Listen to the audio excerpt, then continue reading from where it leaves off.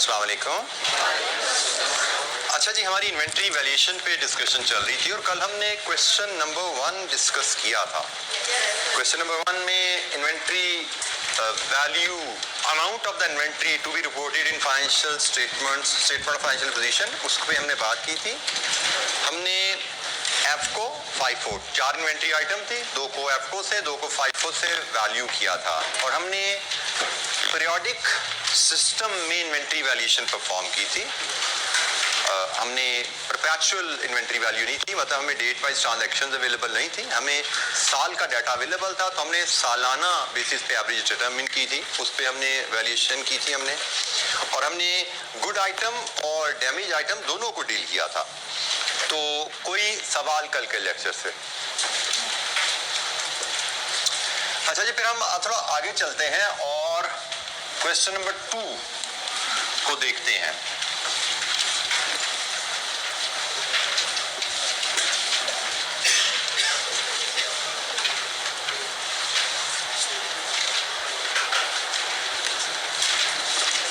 Question number 2 भी एक जरा डिफरेंट सा क्वेश्चन है। इसमें कल हम रिक्वायरमेंट पढ़ चुके थे, इसके 2 हिस्से basically, part A and part B. हमने पार्ट ए के रेफरेंस से पहले इसको पढ़ लेते हैं। Reconcile the physical inventory balances with the balances as per book. Stock take किया गया, उसमें कुछ काउंटिंग की गई यूनिट्स की, जो कि बुक्स में जो स्टोर लेजर कार्ड में जो नंबर्स आ रहे हैं उससे शायद मैच नहीं कर रहा। हमें कहा गया इसको रिकंसाइल कीजिए। तो जनाब हम पढ़ते हैं इसको और फिर देखते हैं क्या हमें करना है इसकी रिकंसिलिएशन के लिए। मेहनती लिमिटेड ऑटम 12, ये भी काफी पुराना एक सवाल है but it's a good question. Mehnati limited ML produced and markets a single product V. 2 chemicals B and G are used in the ratio of 60 and 40 for producing 1 liter of V। 60-40 ratio में 2 chemicals इस्तेमाल करके आप V बनाते हैं।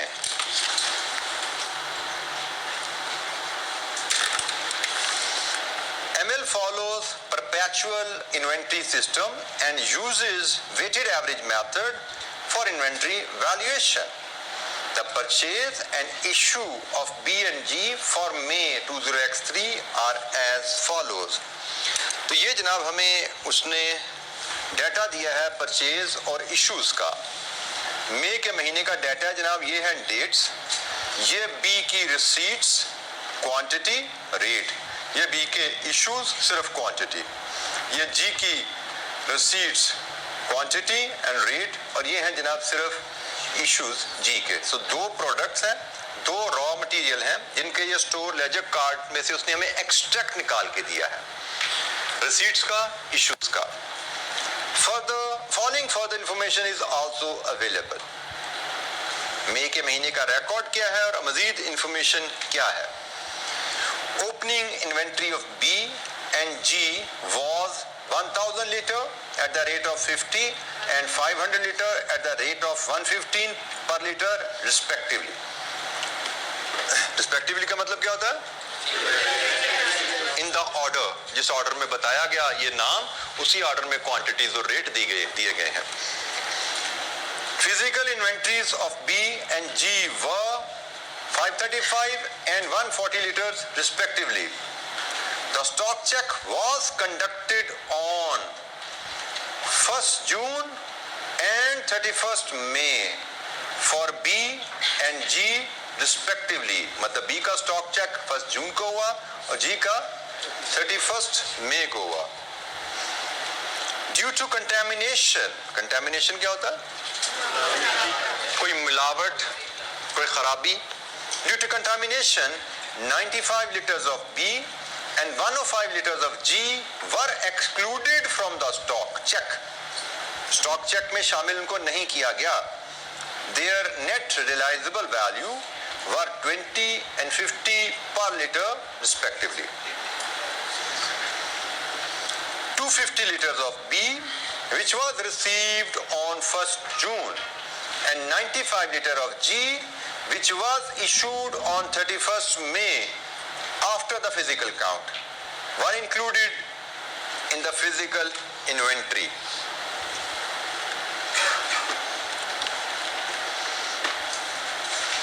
$150 liters of chemical B was held by ML on behalf of a customer, whereas 100 liter of chemical G was held by one of its supplier on ML's behalf. 100 liters of B and 200 liters of G were returned from the production process on 31st May and 1st June respectively and remained unrecorded. 240 liters of chemical B purchased on 12th May and 150 liters of chemical G purchased on 24th May were inadvertently का मतलब गलती से recorded as 420 liters and 250 liters respectively. अच्छा, ये कहानी है और हमें कहा गया है जी रिकंसिलिएशन बनाइए. हमें रिकंसिलिएशन बनानी है और रिकंसिलिएशन की डेफिनेशन हमने कल पढ़ी थी. मतलब एक ही चीज के बारे में इंफॉर्मेशन दो सोर्सेज से मिले और वो फर्क हो तो उस इंफॉर्मेशन में डिफरेंसेस को ट्रेस करके उसको मैच करना.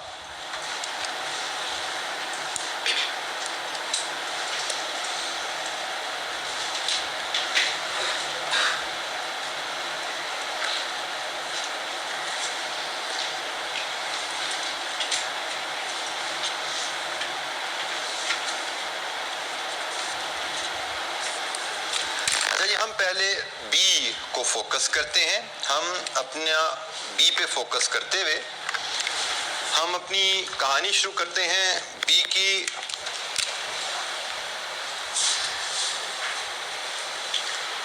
क्वेश्चन नंबर 2 और हम बी पार्ट ए में बी की बात कर रहे हैं. हम बात शुरू करते हैं बैलेंस एज पर बुक से और फिर इसमें हम एडजस्टमेंट्स पास करते हुए इसको मैच करेंगे फिजिकल बैलेंस से. Balance as per physical check, यही रिकंसाइल करना है ना हमने.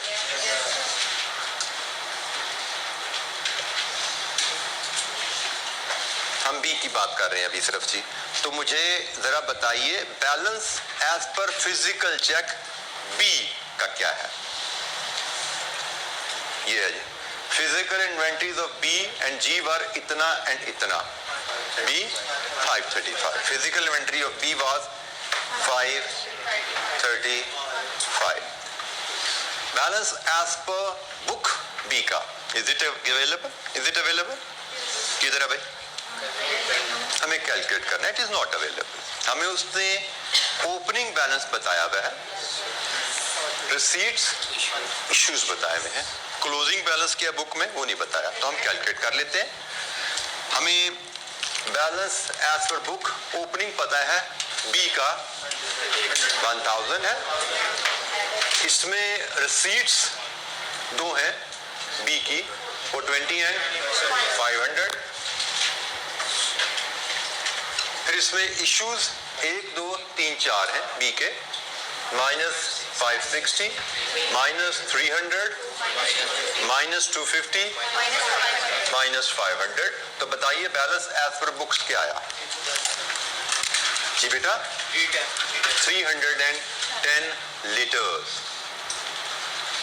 अब हमने 310 और 535 को रिकंसाइल करना है. इनमें फर्क की वजह क्या है? वो सारी वजूहात इन्हीं स्टेटमेंट्स में नीचे लिखी हुई है.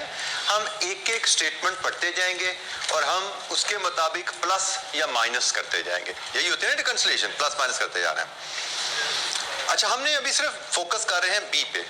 हर लाइन में बी का भी जिक्र है, जी का भी जिक्र है.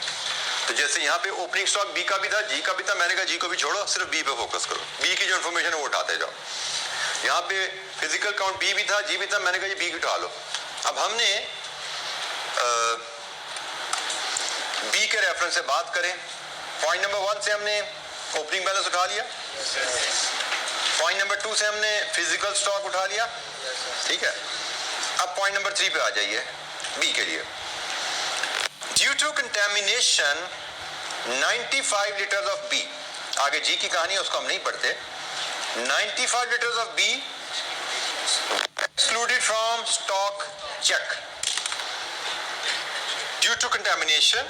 95 liters of B were excluded from stock check. Physical stock check वाली टीम आई, काउंटिंग करते करते उनको कुछ स्टॉक डैमेज नजर आया, 95 लीटर डैमेज नजर आया। उन्होंने कहा हमने इसको नहीं गिना।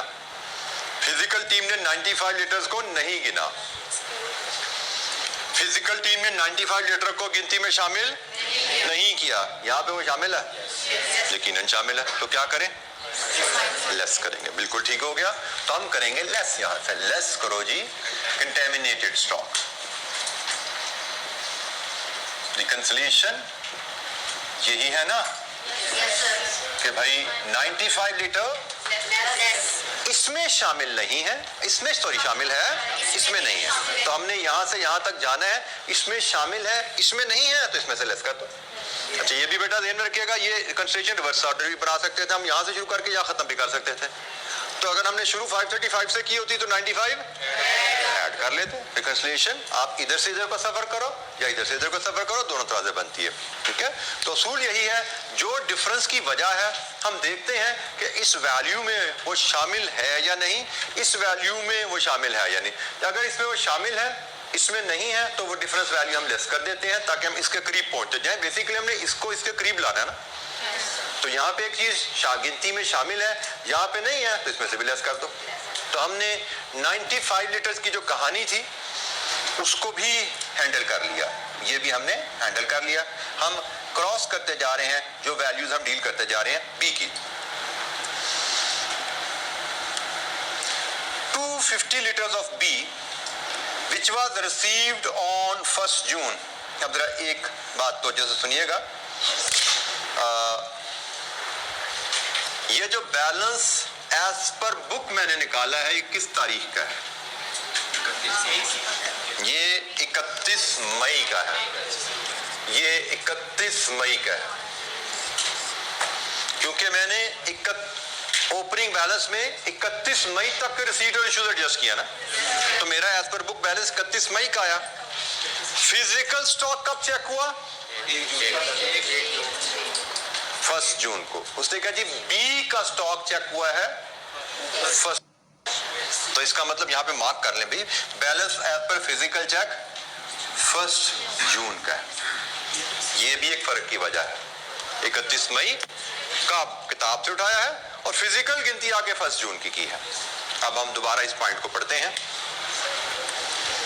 250 litres of B which was received on 1st June, इसको भी जी के बाद छोड़ते हैं।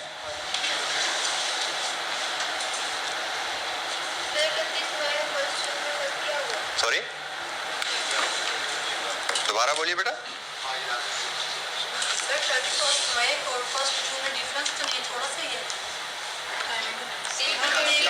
थोड़ा सा ही, कितना थोड़ा? एक दिन बदल गया, एक महीना बदल गया, तारीख बदल गई, थोड़ा सा क्या मतलब? और थोड़ा सा फर्क आपको पता लगेगा यहाँ पे जब इसको पढ़ते हैं। जरा इसको दोबारा लाइन तो पढ़ लेना, मैं लिखा क्या हुआ है? लिखा हुआ है 250 litres of B which was received on 1st June were included in the physical inventory। ये है जुमला, बीच की बात जी की है।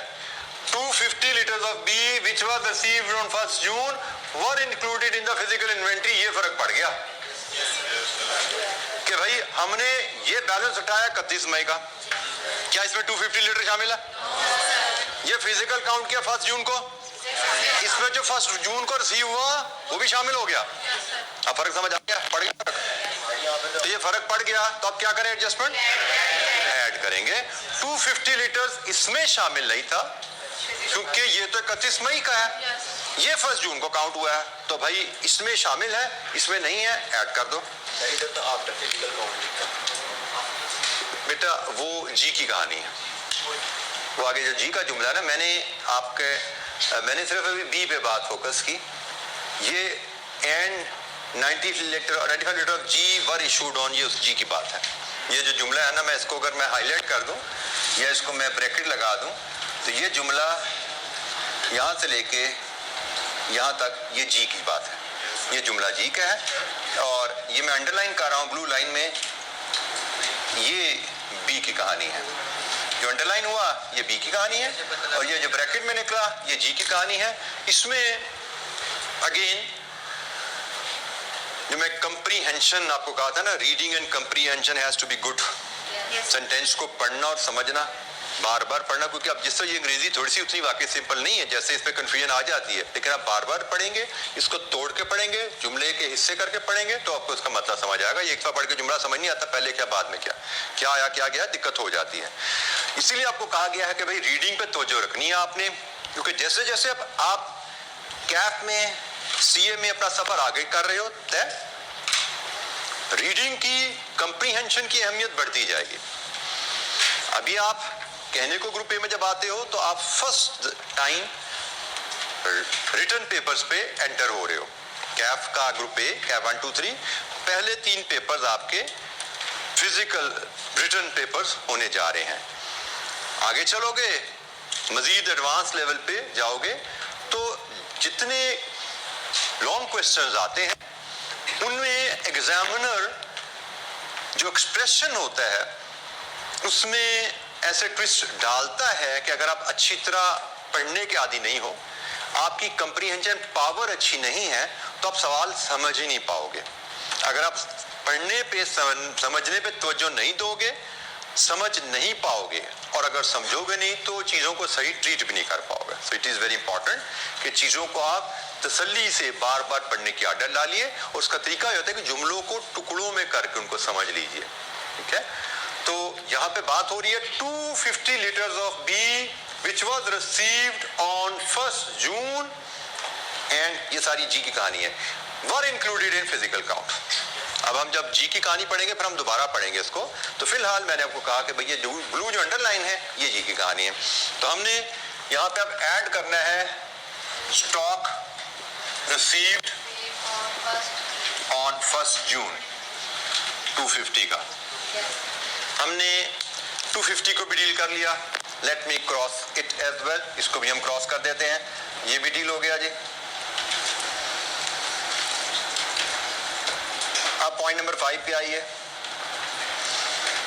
150 litres of chemical B was held by ML on behalf of a customer। ये इतनी सी कहानी है जी इसकी। 150 litres of B was held by ML, हमारे पास पड़ा हुआ है, किसका? कस्टमर का। पढ़ा है हमारे पास, पढ़ा है हमारे पास, मतलब फिजिकल काउंट में तो आ गया ना, है कस्टमर का, इसमें है नो, तो क्या करें? ऐड करेंगे, बिल्कुल ठीक है जी। ऐड करो कस्टमर स्टॉक, कस्टमर स्टॉक,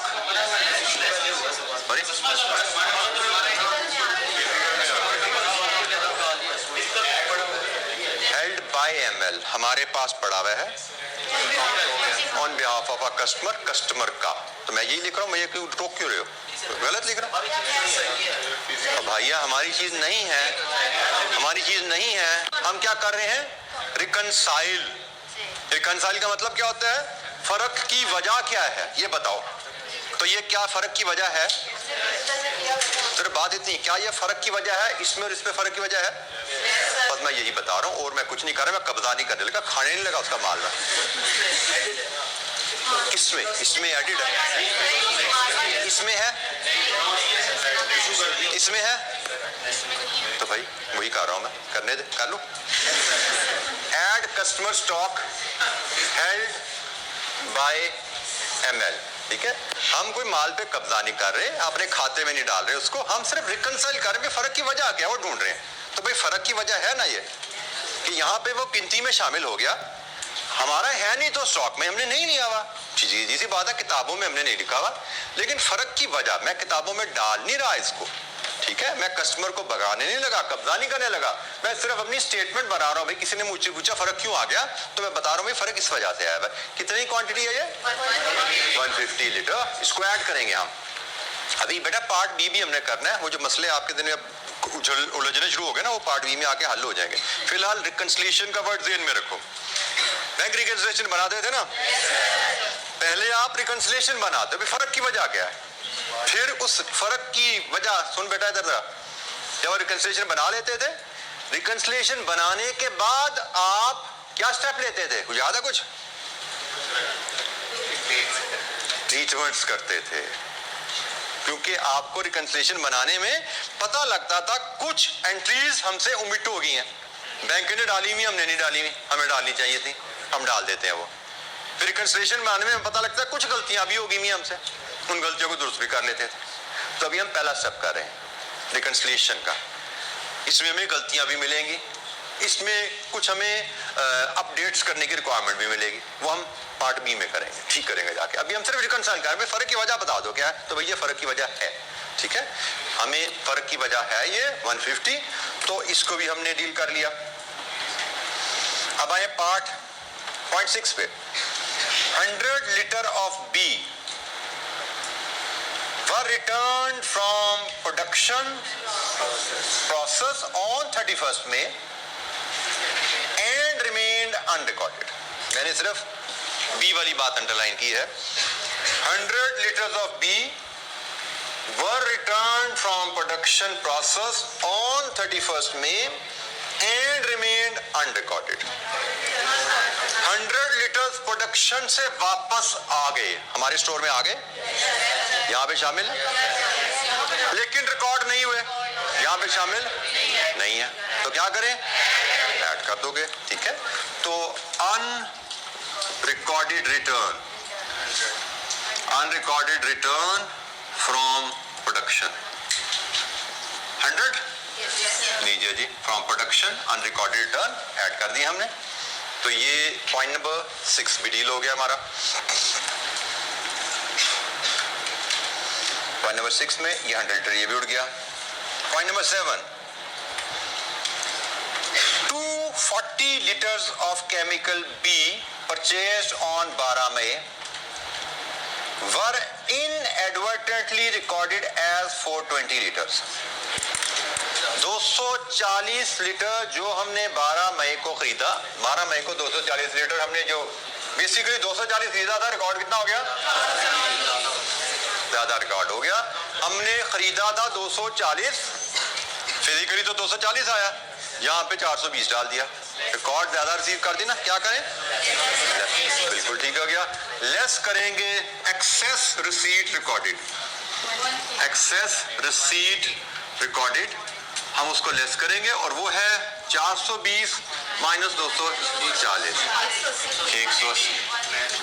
लीजिए जी, खत्म हो गया एंट्रियां, अब देखिए मैच हो गया। लीजिए ये हमारी रिकंसिलिएशन रेडी हुई।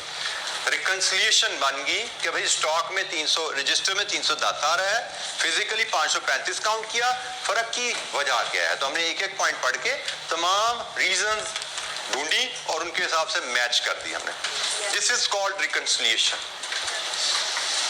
अभी हमने रिकॉर्ड की दुरुस्तगी, कोई गलतियां ठीक नहीं की हमने, अभी सिर्फ ढूंढी हमने फर्क की वजह क्या है।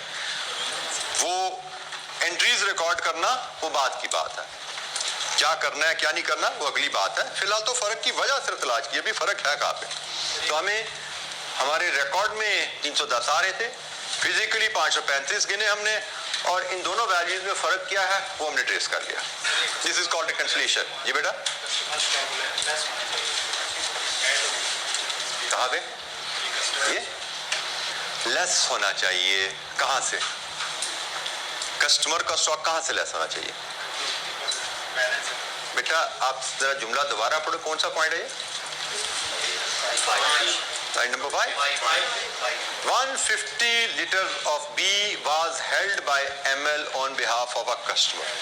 क्या वो मेरा स्टॉक है किसके पास, मेरे पास है, मेरे पास है तो यहाँ पे आ गया, यहाँ पे शामिल है, यहाँ पे शामिल है, यहाँ पे शामिल, इसमें शामिल है वो, ठीक है। क्या वो मेरा स्टॉक है, तो फिर इसमें शामिल होना चाहिए, इसमें वो नहीं, एक वैल्यू इसमें नहीं है, इसमें है, तो रिकंसिलिएशन कैसे बनेगी, ऐड करें, ठीक है। हमने फर्क को क्लोज करना है ना, इनके एक वैल्यू इसमें है इसमें नहीं है, तो उसको ऐड कर दो इसमें, ताकि इसके करीब पहुंच जाओ। जी एनी अदर क्वेश्चन। अच्छा अब हम बिल्कुल सिमिलर लाइन पे पार्ट ए में ही दूसरा केमिकल जी, उसकी रिकंसिलिएशन बनाते हैं। जी बेटा, ये जो कंटेमिनेटेड लीटर्स है 95, ये डैमेज पे हम इसमें ऐड करेंगे। बेटा हम फर्क की वजह ढूंढी है भाई, क्योंकि स्टॉक तो कंटेमिनेटेड है, स्टोर में पड़ा हुआ है, तो स्टोर में पड़ा हुआ तो रिकॉर्ड में भी होगा ना भाई। यहाँ पे काउंट किया हमने कंटेमिनेटेड स्टॉक, जुमला पढ़ो क्या लिखा है, एक्सक्लूडेड। एक्सक्लूडेड का मतलब शामिल नहीं है, यहाँ पे शामिल नहीं है, लेकिन हमारा स्टॉक है तो यहाँ पे तो है। स्टोर वालों ने अपनी किताबों में लिखा हुआ है इसको, लेकिन फिजिकल इंस्पेक्शन टीम ने कहा भाई हम देखते हैं ये खराब स्टॉक हमें नजर आ रहा है, हम इसको गिनती में शामिल नहीं कर रहे, तो गिनती में शामिल नहीं हुआ। इसमें है इसमें नहीं है तो लेस कर दिया हमने, ताकि रिकंसाइल कर सके हम। अच्छा, अब जी की कहानी इसी अंदाज में हम शुरू करें तो बैलेंस एज पर बुक्स और balance as per physical count.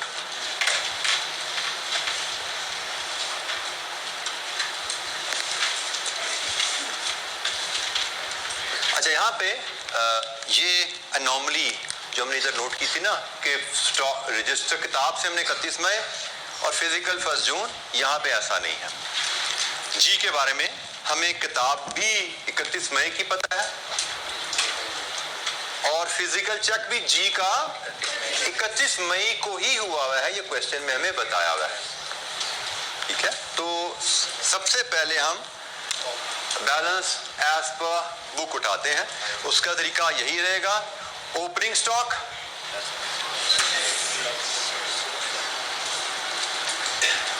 Stock जी का प्लस रिसीट्स माइनस इश्यूज। तो जनाब यहां से बैलेंस हम इसका निकालते हैं। ओपनिंग स्टॉक है 500, रिसीट्स हैं 450, 700 प्लस 250, इश्यूज हैं 650, 300, 150, 450, तो कितना बचा 350। Balance as per book is 350 litre. तो हमने कहा जी हमने ओपनिंग बैलेंस, रिसीट्स और इश्यूज एडजस्ट करके किताबों में हमारा 31 मई का बैलेंस क्या बनता है वो निकाल लिया। किताबों में 31 मई का बैलेंस क्या है वो निकाल लिया। लीजिए जी, मैं अब मार्कर का रंग करता हूं ऑरेंज, और अब हम ये जनाब कहानी इसकी चलाते जा रहे हैं। अब ये जी हमने यहां से निकाल लिया, ओपनिंग उठा लिया हमने। अब आइए पॉइंट नंबर 2 पे। इसमें बताया गया फिजिकल इन्वेंट्री कितनी थी 140, ये भी उठा लो यहाँ से, और ये 31 मई की है बाय द वे, ये 140 31 मई की, जी 31 मई का काउंट हुआ है, तो 140 31 मई का, 31 मई का ये जनाब फिजिकल काउंट 140 आ गया। अब हम पॉइंट नंबर 3 पे जाते हैं। Point number 3, due to contamination 105 litre of G were excluded from the stock check. 105 litre of G stock check में शामिल नहीं हुए, तो हमने क्या करना है, लेस कंटेमिनेटेड स्टॉक। कितना 105 कंटेमिनेटेड स्टॉक फिजिकल में शामिल नहीं है, तो किताबों में से भी उसको माइनस कर दो, बैलेंस एसेट बुक्स पे भी माइनस करो, तो ही रिकंसिलिएशन की तरफ हम चलेंगे।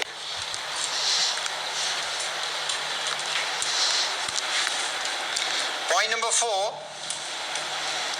95 liters of G which were issued on 31st May after the physical count. 95 liter of G which was issued on 31st May after the physical count. After the physical count मतलब physical count में शामिल थे, जुमला आगे भी पढ़ लो, physical count में शामिल थे, फिजिकल काउंट के बाद इशू हुए, 31 मई को इशू हुए। अब ये कहानी क्या है कि 31 मई को हमारी टीम लेट्स अज्यूम गई, वो 4:30 बजे गोदाम में गई, 4:30 बजे जाकर उन्होंने काउंटिंग की, काउंटिंग करके वो निकल गए।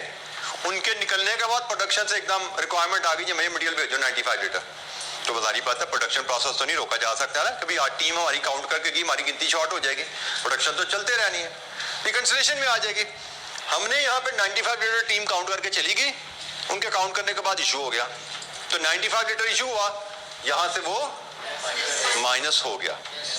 हमने 31 मई को काउंट किया, तब वो स्टॉक इशू नहीं हुआ था, हमने काउंट कर लिया, लेकिन 31 मई को ही काउंटिंग के बाद वो माइनस हो गया इसमें से। तो रिकंसाइल करने के लिए क्या करें, ऐड कर दें। हम करेंगे जी add stock issued after physical का check, after physical check 95 litre, इसको ऐड कर दें। स्टॉक फिजिकल चेक के बाद इशू हुआ, जब इशू हुआ तो इसमें से माइनस हो चुका है, माइनस हो गया तो वापस ऐड कर दो इसमें, ठीक है, क्योंकि हमने वो 95 लीटर यहाँ पे हमने काउंट किया हुआ है, यहाँ पे काउंट किया हुआ है, लेकिन हमारी काउंटिंग के बाद वो इशू हो गया हुआ है, इशू हो गया तो किताब में से तो माइनस हो गया, ठीक है, तो किताब में से माइनस हुआ हुआ है, उसको वापस ऐड कर दिया हमने।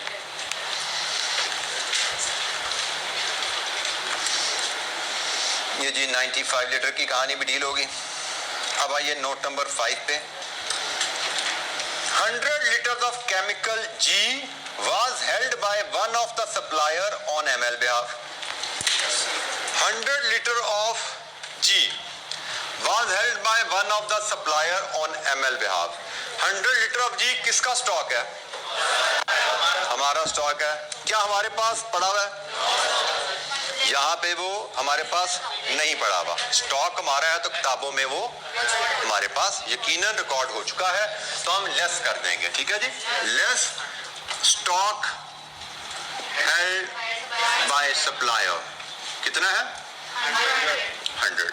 स्टॉक हमारा है तो यकीनन हमारी किताबों में है, लेकिन हमारे पास पड़ा नहीं हुआ तो फिजिकल काउंटिंग में शामिल नहीं हुआ।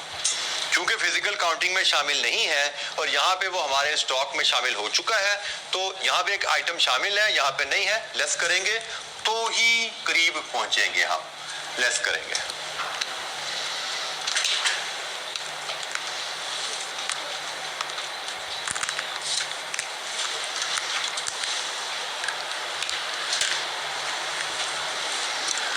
Point 6, 200 liter of G were returned from production process on 1st June.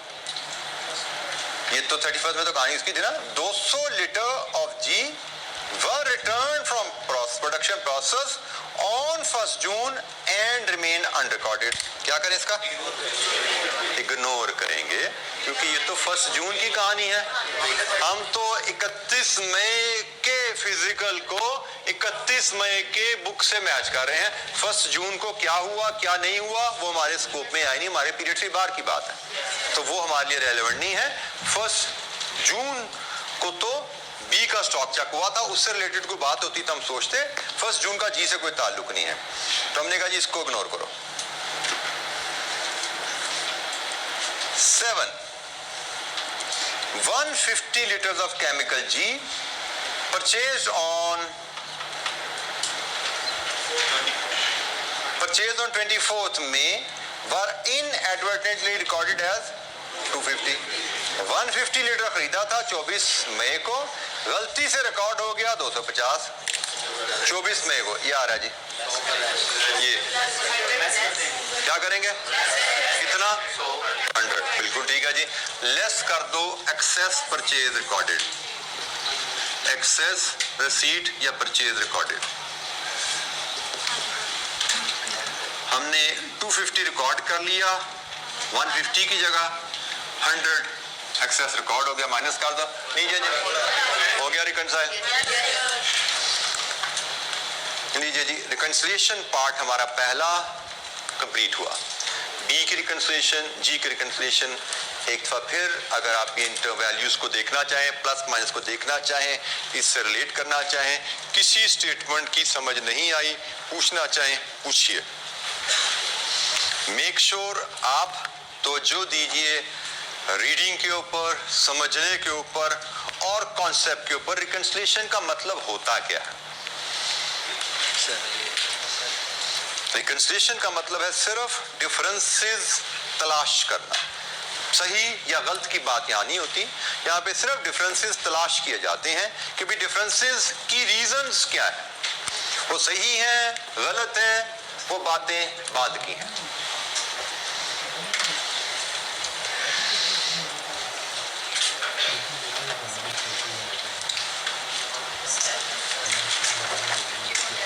Ji, any question? जी बेटा। कंटेमिनेशन के लिए लिखा हुआ है कि 105 और 198 स्टॉक चेक से निकल गए थे, स्टॉक चेक में शामिल नहीं है फिजिकल काउंट में, लेकिन ऊपर शामिल थे। यकीनन हमारी इन्वेंट्री है। हम इसको माइनस करेंगे ना? हाँ जी, इन्वेंट्री है, यहाँ पे थे, यहाँ पे नहीं है, हमने माइनस कर दी। जी, तो यहाँ पे लिखा हुआ है, यहाँ पे इनकी कॉस्ट भी है एनआरपी, जब हम वो पार्ट बी के लिए इंफॉर्मेशन है। ये तो हम सिर्फ क्वांटिटी की बात कर रहे हैं ना, क्वांटिटी में एनआरवी कॉस्ट क्या है वो तो शामिल नहीं ना होगी, हम तो सिर्फ क्वांटिटी रिकंसाइल कर रहे हैं क्वांटिटीज। यहाँ रिसीट में रिकॉर्ड किया होगा। जी किया होगा। एनआरपी से किया। बेटा आप जब माल कोई खरीदते हैं तो क्या कंटेमिनेटेड खरीदते हैं? माल जब आपने खरीदा, आपने अपने म्यार के मुताबिक खरीदा, वो तो आपका पड़ा पड़ा खराब हो गया, पड़े पड़े खराब हो गया। अब उसके साथ क्या सलूक करना है वो पार्ट बी में हम डिस्कस करेंगे। जैसे आपने फिनिश गुड्स बनाई, डैमेज हो गई, बनाते हुए तो आपने डैमेज नहीं ना बनाई थी, आपने तो सही बनाई थी, बनाने के प्रोसेस के दौरान डैमेज हो गई तो हम उसकी वैल्यूएशन ज़्यादा कर देते हैं ना। बनाते हुए कॉस्ट पूरी लगी, वैल्यूएशन करते हुए हमने कॉस्ट और एनआरवी विचेवर लोअर लगा दिया। यहाँ पे भी वही होने वाला है। खरीदा तो हमने बिल्कुल दुरुस्त हालत में पूरी कीमत देगा ना, अब हमारे पास पड़े पड़े कंटेमिनेटेड हो गया, तो जब वैल्यूएशन करेंगे लोअर ऑफ कॉस्ट एनआरवी कर देंगे। अभी हम वैल्यूएशन नहीं कर रहे, हम सिर्फ क्वांटिटी से डील कर रहे हैं, लीटर से डील कर रहे हैं, वैल्यूएशन नहीं कर रहे अभी हम। जी एनी क्वेश्चन? जी जी जी 95 वाला, ये वाला जी बेटा।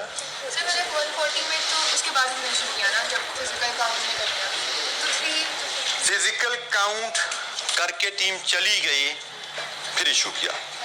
मतलब ये 95 लीटर जब टीम फिजिकल काउंट करने आई थी तो इसमें उस वक्त हमारे स्टॉक में पड़ा हुआ था, स्टॉक में पड़ा हुआ था हमारे पास, लेकिन क्या वो इसमें शामिल है? क्या हमारे पास रिकॉर्ड में शामिल है? ये फिजिकल काउंट शाम 4:30 बजे का है और ये रिकॉर्ड शाम 5 बजे का 31वें का। इसके दौरान स्टॉक निकल गया। जब हमने काउंट किया था तब 95 लीटर हमारे पास पड़ा, हमने उसको गिनती में शामिल कर लिया। जब हम ये किताबों से ये बैलेंस उठा रहे हैं तब वो 95 इशू हो चुका है, इसमें से निकल चुका है, क्योंकि हमारी काउंटिंग के बाद वो इशू हो गया। तो इशू हो गया, यहाँ से माइनस हो गया है, यहाँ पे काउंट हुआ है, मैच करने के लिए उसको यहाँ पे आपको ऐड करना पड़ा। जी किसी और वैल्यू में प्लस माइनस पे आपको रिलेट नहीं हो रहा, वहां से नहीं समझ पाए, व्हाइल आई वाज स्पीकिंग, पढ़िए और फिर पूछिए। और मैं बार बार आपको तवज्जो दिला रहा हूं, आपका फोकस होना चाहिए चीजों को समझ के उनका हल देखना, फॉलो करना, उसको ऑब्जॉर्व करना। इसको नोट करना इज ऑफ नो यूज। सारे सोल्यूशन आपके पास 95% 100% एक्यूरेसी के साथ अवेलेबल है। नोट करना इज नॉट एन इशू। असल चीज है कि हमने सवाल को पढ़ा कैसे, स्टेटमेंट को, उसको समझा कैसे, उसको समझ के हमने उसको आंसर में कैसे ट्रांसलेट किया।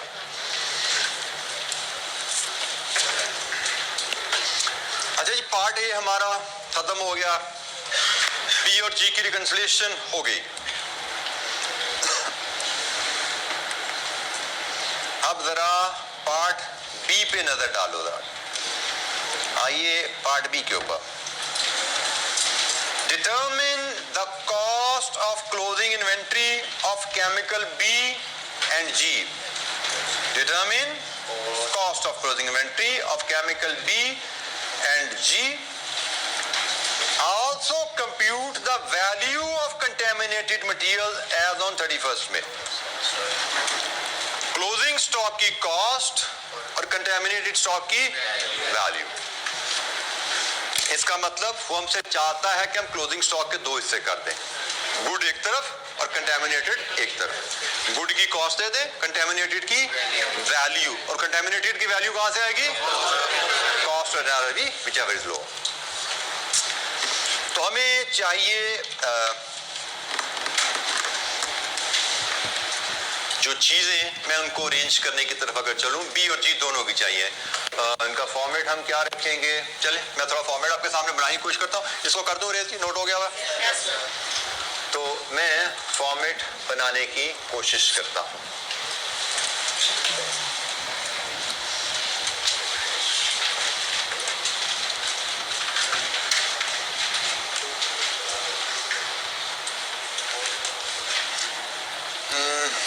बी एंड जी,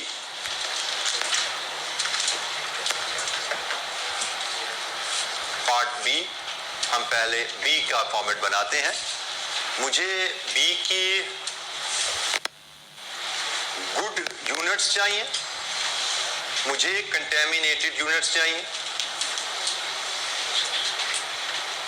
और यहां से टोटल आ जाएंगे। मैं इधर यूनिट्स लेता हूं इनके,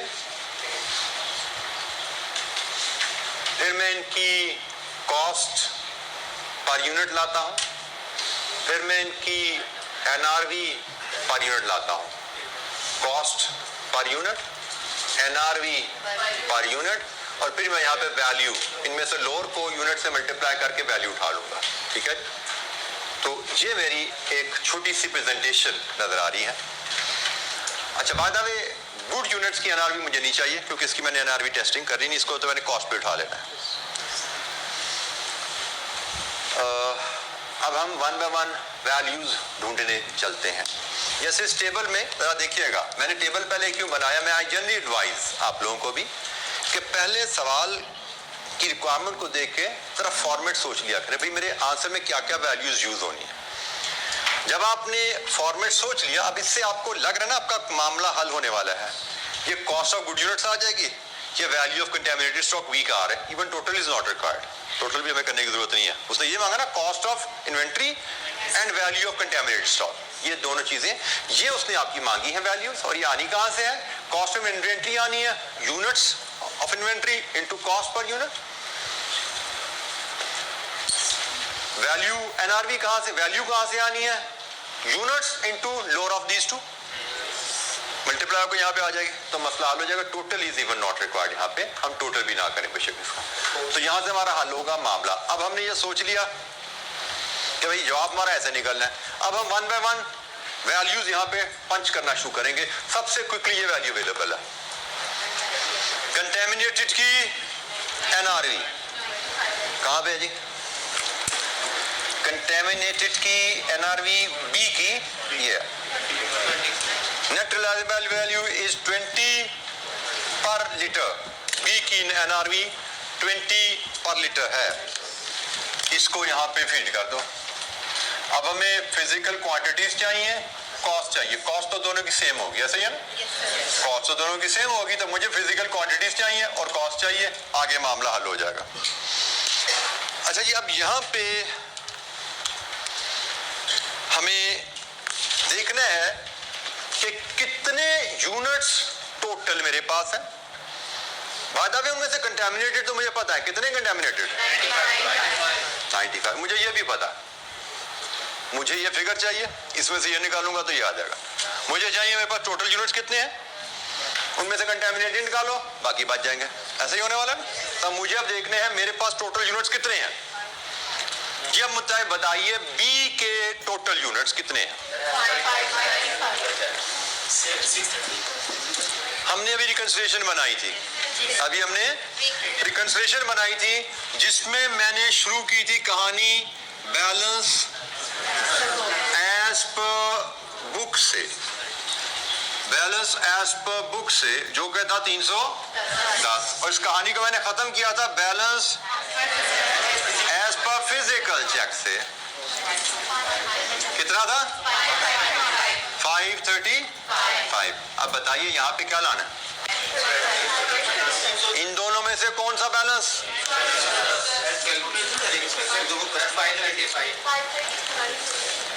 बेटा पहले आपको कॉन्सेप्ट समझना है।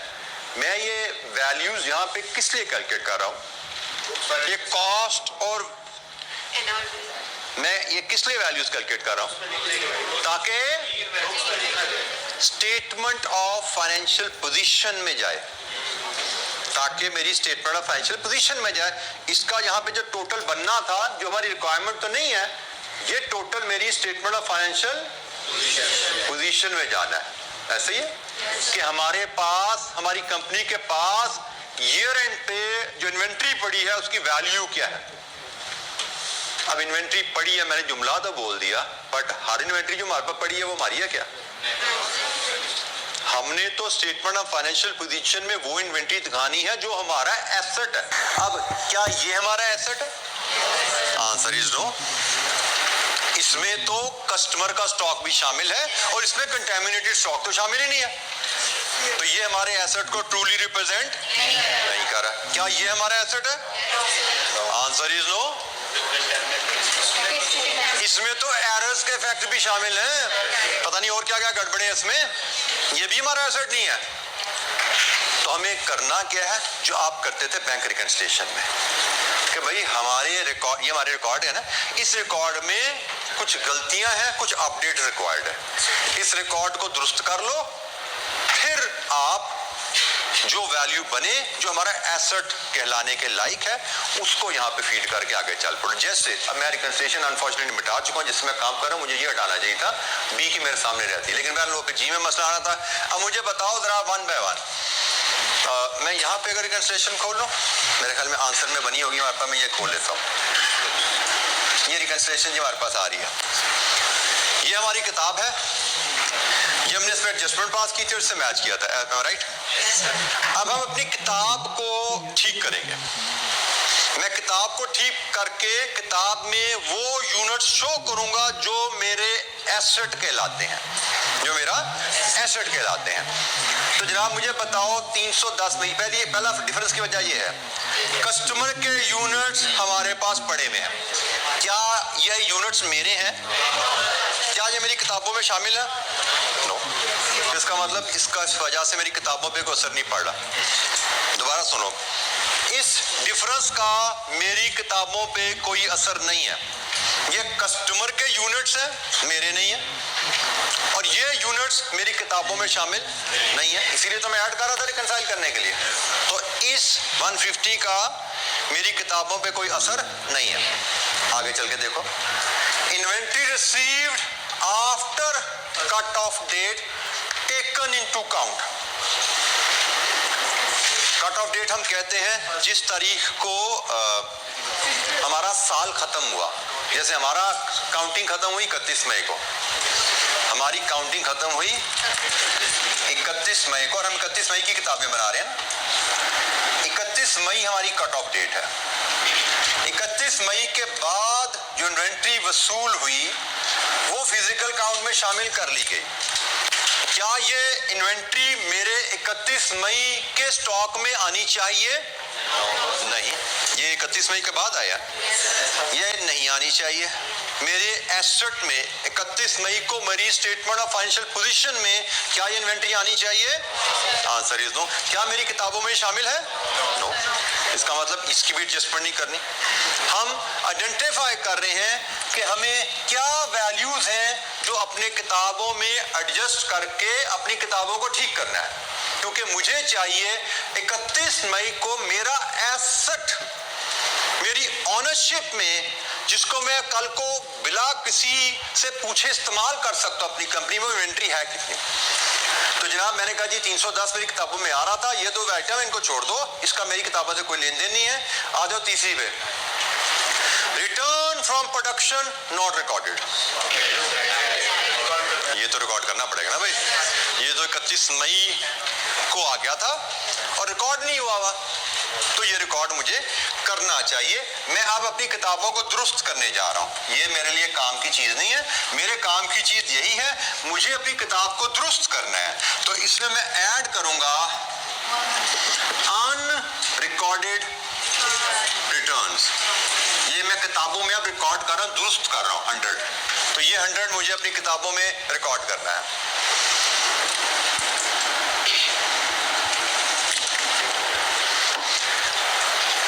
कंटेमिनेटेड स्टॉक, वो तो मैंने मेरी किताबों में ही रहेगा, लेकिन उसको मैं अलहदा से यहाँ दिखा रहा हूँ, तो मुझे इसको फिलहाल अपनी किताबों से निकालने की जरूरत नहीं है।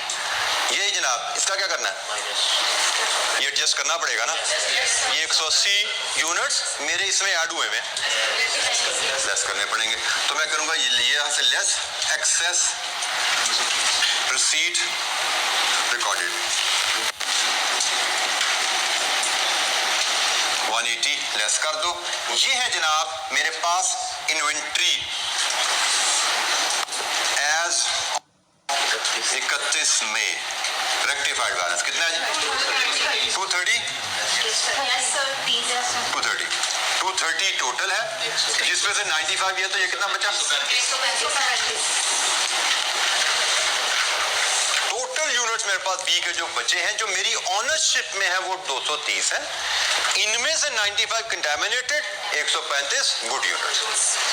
ये मेरी कहानी है ना। मेरे पास जो तो 310 किताब में पहले आ रहे हैं वो ठीक है ना, 535 जो मैंने काउंट किया वो ठीक है। मेरे पास जो मुझे इन्वेंट्री में स्टेटमेंट ऑफ फाइनेंशियल पोजीशन में यूनिट्स दिखाने हैं वो यूनिट्स होंगे जो मेरा एसेट है, और मेरा एसेट वो है जिसको मैं बगैर किसी पूछताछ के, बगैर किसी एतराज के इस्तेमाल कर सकता हूँ। तो जनाब वो यूनिट मेरे बनते हैं 230, 110 आ रहे हैं, लेकिन ये दो एरर्स हैं, इनको मैं ठीक करूं तो वो 230 टोटल बनते हैं। टोटल 230 में से 50 कंटामिनेटेड है, 135 सही हालत में है। ये 230 की कहानी है।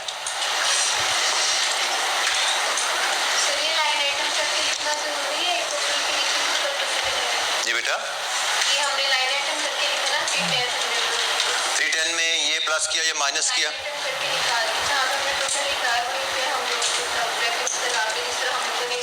आप चाह रहे हैं कि क्या हम इसको ऐसे लिख सकते हैं 310 जमा 100 माइनस 150 इज इक्वल टू 230, ये पूछना चाह रहे हो? जी बिल्कुल लिख सकते हैं, क्योंकि रिकंसिलिएशन में आप डिटेल बना चुके हैं। ये तो मैंने आपको समझाने के लिए, मैंने कल भी आपसे बात की थी कि मैं अभी एग्जाम एफिशिएंट फॉर्मेट्स पे नहीं जा रहा, मैं आपको एक्सप्लेन करने के लिए एलैबोरेटिव फॉर्मेट्स को यूज कर रहा हूँ। तो यस, एग्जाम में आप ऐसे लिख सकते हैं, क्योंकि रिकंसिलिएशन डिटेल आप पार्ट ए में देख चुके हो, तो पार्ट बी में आपने एडजस्टमेंट इस तरह शो करके आगे चल सकते हो। सिर्फ वो पीछे लिख दोगे, हमारी क्लोजिंग स्टॉक एड ऑन 31 में इज 230, ठीक है। आप एक लाइन में ये स्टेटमेंट एक लाइन में लिख के ये कैलकुलेशन परफॉर्म कर सकते हैं। अच्छा जी, ये तो होगी कहानी हमारी अब क्वांटिटी की। अब मुझे चाहिए कॉस्ट, एवरेज कॉस्ट, और यहाँ पे सेम वैल्यू आनी है, इन दोनों में कोई फर्क नहीं होगा। कंटामिनेटेड की कॉस्ट और गुड यूनिट्स की कॉस्ट तो सेम है, तो वो कॉस्ट हमें निकालनी है। और वो कॉस्ट कहाँ से आएगी? Weighted average method perpetual system के तहत, परपेचुअल सिस्टम के तहत वेटेड एवरेज मेथड से हम अपना लेजर बनाएंगे और देखेंगे हमारी कॉस्ट 31 मई की एवरेज क्या आती है। लीजिए जनाब, उसके लिए डाटा हमारे पास ये आ रहा है। अभी हम सिर्फ बी पे फोकस कर रहे हैं ना, तो मुझे परपेचुअल सिस्टम के तहत लेजर बनाना है, स्टोर लेजर कार्ड बनाना है।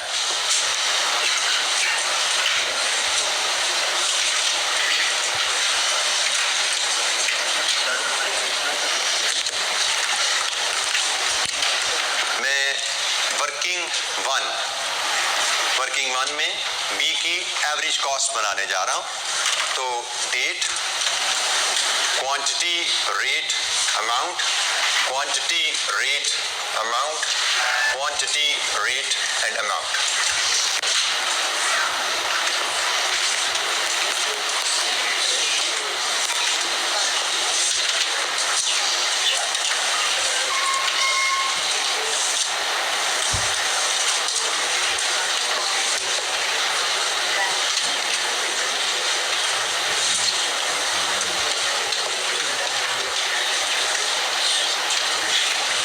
अच्छा जी, हमें फर्स्ट मई का बैलेंस बी का गिवन है। कितना balance? 1000 litre at the rate of 50। First May का बैलेंस है 1000 लीटर 50 के हिसाब से 50,000। फर्स्ट मई की कहानी खत्म हुई। इसके बाद हम बी पे बात कर रहे हैं। ये दो इश्यूज है। अच्छा, अब यहाँ पे एक तवज्जो कीजिएगा, थोड़ी सी एग्जाम एफिशिएंसी में बीच में लेके आऊं। ये 5 और 9 के दो इश्यूज हैं, किस रेट पे होंगे? एक ही क्या मेरा काम इस सवाल में स्टोर लेजर कार्ड बनाना है या एवरेज कॉस्ट डिटरमिन करना है? टारगेट ध्यान में रखो, मेरा काम है एवरेज कॉस्ट डिटरमिन करना। अगर तो वह कहता है स्टोर लेजर कार्ड बनाओ तो मुझे दोनों ट्रांजैक्शन लेता दिखानी थी, हर ट्रांजैक्शन के बाद बैलेंस अपडेट करना था। लेकिन मेरा मकसद तो यहाँ पे एवरेज कॉस्ट निकालना है, तो मुझे दो ट्रांजैक्शन लेता दिखाने की जरूरत नहीं है क्योंकि दोनों का रेट सेम है ना। तो मैं इसको इकट्ठा दिखा सकता हूँ। मैं इसको शो करूंगा 5 और 9 में के इश्यूज इकट्ठे दिखा दो। कितने हैं? 860 सारे 50 के हिसाब से 43,000 बचे 140 50 के हिसाब से 7,000। भेजिए जी।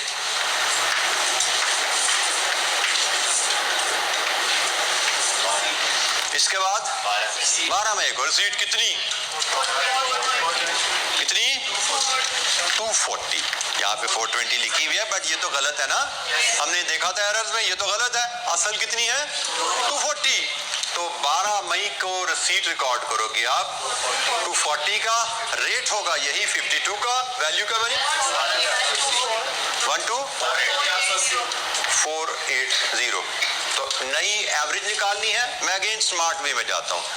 7 जमा 12 19,480 140 जमा 240 380 एवरेज रेट 51.26। लीजिए जी। 12 मई को हमने ट्रांजैक्शन रिकॉर्ड की, नया एवरेज रेट निकाल लिया। मैं फिर कह रहा हूँ कि मुझे यहाँ पे स्टोर लेजर के अंदाज में डिटेल नहीं बनानी, ये मेरी वर्किंग है जिसका मकसद सिर्फ एक है कि मेरा 31 मई को एवरेज कॉस्ट पर यूनिट क्या है। तो मैंने उस मकसद के लिहाज से वर्किंग को जैसे मर्जी मैं स्मार्ट कर लूँ। यहाँ मैं प्रेजेंटेशन थोड़ी सी टाइम सेविंग के लिहाज से स्मार्ट करता जा रहा हूँ। मैं 18 को इशू है 250 का, तो जनाब 18 मई को 250 लीटर का इशू है और ये जाएगा 51.26। कितनी वैल्यू बनी? सॉरी 1281 5 और 6 5। आगे चलिए, कितना बचा? 130 51.26 666। या ये लड़ाई की शुरू हो जाती है। ये अगर 5 है तो ये पीछे 5 भी आ रहा होगा कि 4 आ रहा है। आपने सिंपली 51.26 को इससे मल्टीप्लाई करना है। राउंडिंग ऑफ जब कर दिया तो फिर हमने टोटल को मैच नहीं करना, हमने सिर्फ इसको इससे मल्टीप्लाई करके जो आ रहा है लिख देना है, इसको इससे मल्टीप्लाई करके जो आ रहा है राउंड ऑफ करके लिखना है। अच्छा जी, इसके बाद 24 मई को 500 की रिसीट है। 24 मई को 500 की रिसीट है। किस रेट पे? 55 पे वैल्यू 27500। अपडेट करेंगे इसको, इसमें ऐड करें तो 34164 यूनिट्स, इसको इसमें ऐड करें तो 630 एवरेज 23।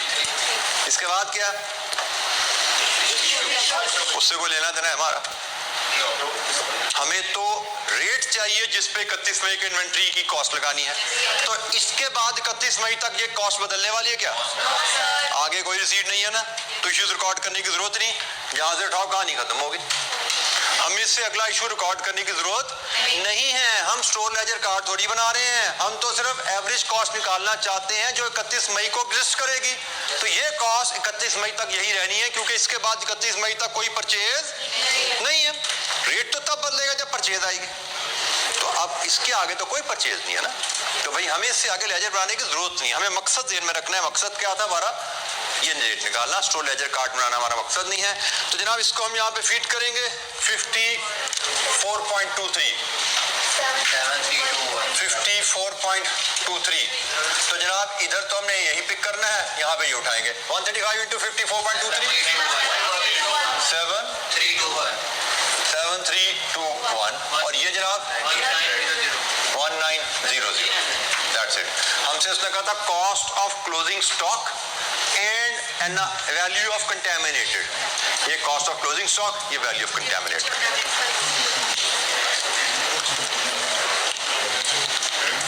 हमारी कहानी बी की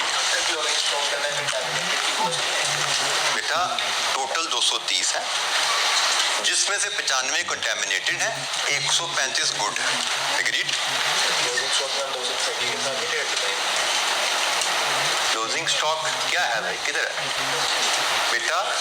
कंटेमिनेटेड की वैल्यूएशन अलहदा, इसकी वैल्यूएशन अलहदा। ये तो हम कल ही बात कर चुके हैं। गुड यूनिट्स को अलहदा देखना है, कंटेमिनेटेड को अलहदा देखना है। गुड यूनिट्स की कॉस्ट एनआरवी अलहदा लगनी है, इसकी कॉस्ट एनआरवी अलहदा लगनी है। कॉस्ट दोनों की सेम है, इसकी एनआरवी गिवन ही नहीं है, उसने मांगी भी नहीं है। उसने कहा इसकी कॉस्ट बताओ, इसकी कॉस्ट बताओ और इसकी वैल्यू बताओ। कॉस्ट और वैल्यू का फर्क हमें पता है ना। वैल्यू जब पूछी जाएगी तो cost versus NRV whichever is lower. इसकी वैल्यू ये है इस रेट में, इसकी कॉस्ट ये है, तो इसकी कॉस्ट देनी थी, इसकी वैल्यू देनी थी। टोटल 230 का स्टॉक हमारे पास पड़ा हुआ है, जिसमें से ये इन्वेंट्री कहलाएगी, ये कंटेमिनेटेड स्टॉक है। ये गुड यूनिट्स हैं, ये कंटेमिनेटेड है। गुड यूनिट कॉस्ट पे, कंटेमिनेटेड इस केस में लोअर एनआरवी पे। ये जनाब वैल्यूज हमारी आ रही हैं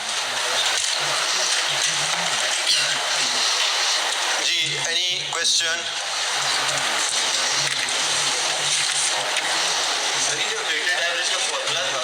उसके अंदर हमने मतलब सीड्स को शामिल किया था।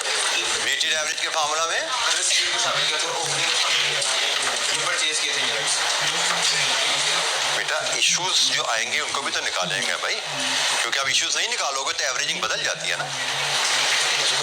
परपेचुअल सिस्टम में आप ओपनिंग स्टॉक लेते हो, परचेजेस इश्यूज रिकॉर्ड करते जाओगे, हर परचेज पे नई एवरेज, उसके बाद हर इशू उस एवरेज पे।